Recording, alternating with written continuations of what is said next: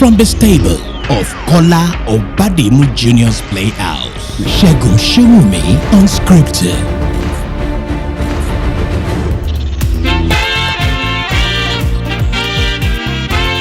The Nigerian nation has come to a point where all stakeholders within the Nigerian enterprise, and by stakeholders I mean those who lead now in one authority, one position or the other in governance, those who have led before in one authority or one position in governance, those who are waiting to lead, the organized stakeholders of civil society, the media, the student groups, the ethnic nationality groups, and all persons residing in Nigeria, including the rabble-rousers who are not really that interested. It's time for all of us to take great interest in what's going on around us. First point, we have chosen democracy as a system of government. But as we journey in this democracy, we can see from the American example that even the Americans who taught us the democracy are struggling with that democracy.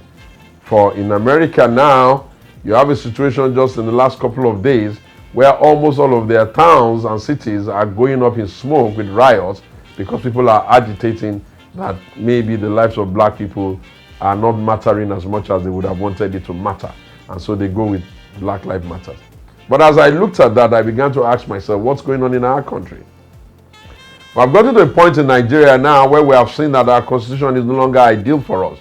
Because the basic assumptions of that constitution, one of them includes the fact that we will always have an egalitarian society where all parts of Nigeria will feel a sense of belonging in the country. And to ensure that that was the case, we went as far as insisting that there's something called federal character. That federal character principle was supposed to give us a country where every part of Nigeria at least will be able to find themselves represented in the country. But alas, we have seen under the Buhari administration, without necessarily calling them out or shaming them, that that can no longer be absolutely guaranteed. That in spite of the present constitution that we can have a leader in the country who will be nepotistic to the extent that there will be no way anybody can wonder whether the principle of inclusion is taking place. That means that whatever it is that our founding fathers have envisaged in our constitution, it is no longer as powerful, as potent as they had expected. For how do you explain how, in spite of the constitution, people in the country today find it very difficult to feel a sense of belonging the way they should? If the constitution will not protect them, it means that some assumptions that we thought would not ever happen in our country, democracy can no longer prevent it. That means we must go back to our default mode. We have moved from a place where people are saying they wanted to have a president from their place.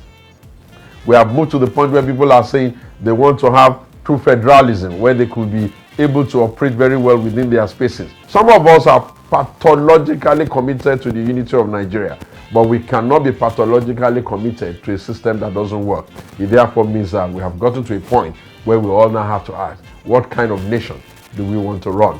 And what kind of rules do we want to operate by ourselves? And how do we ensure that every part of Nigeria can feel at home being Nigerians, and they can be Nigerians even before they be tribemen? I tell you again, there is no way you can ask anybody to be more Nigerian than is a tribal man if there is nothing that protects them from feeling a sense of inconvenience around the fact that tribes have now become the opportunities wherein when a tribeman gets into power, it is only the members of his tribe underneath a nepotistic arrangement that will now be running country. I think that has produced a problem for us in the country, and we need to look at it. In trying to do this, I've heard people who say they want to do true federalism. Where people have said true federalism, and in some instances you hear words like resource control. Bottom line, you also hear very, very carefully that some other parts of the country are even agitating for a country of their own. Among them are the people of the iPod, and now we hear the Yoruba people now going to join assemblies